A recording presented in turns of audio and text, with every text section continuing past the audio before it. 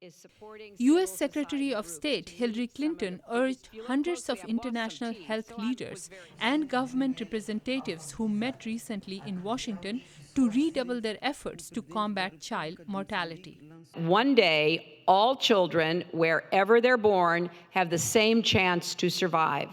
Most delegates at the meeting already know the goal can be achieved through a variety of inexpensive and effective medical interventions.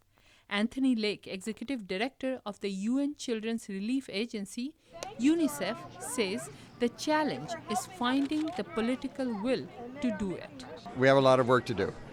There's rhetoric is one thing, and the rhetoric is great. Results are the other, and we're going to achieve them. Lake says one new goal for the UN agency is to target the 5 countries that annually account for nearly half of these preventable child deaths. We know through new methods and through dedicated work and working especially in the most disadvantaged communities that we can achieve that goal. And if we can achieve it, we have to achieve it.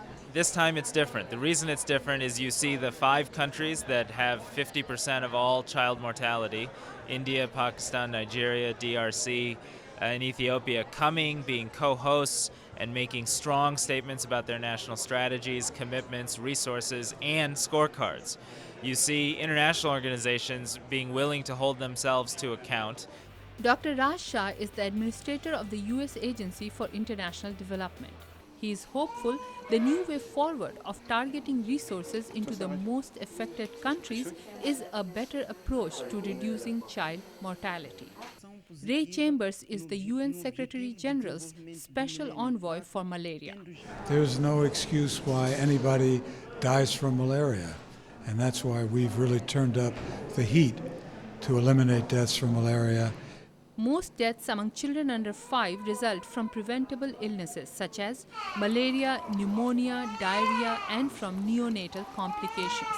Seth Berkley heads the Global Alliance for Vaccines and Immunization. It has to be driven by countries. It has to be driven by political will in each and every country. Each leader at the national level, at the province level, and the district level has to support it. Berkley says success in these efforts will require taking full advantage of new diagnostic technologies and new medicines and making health services accessible to everyone who needs them. Vidushi Sinha, VOA News, Washington.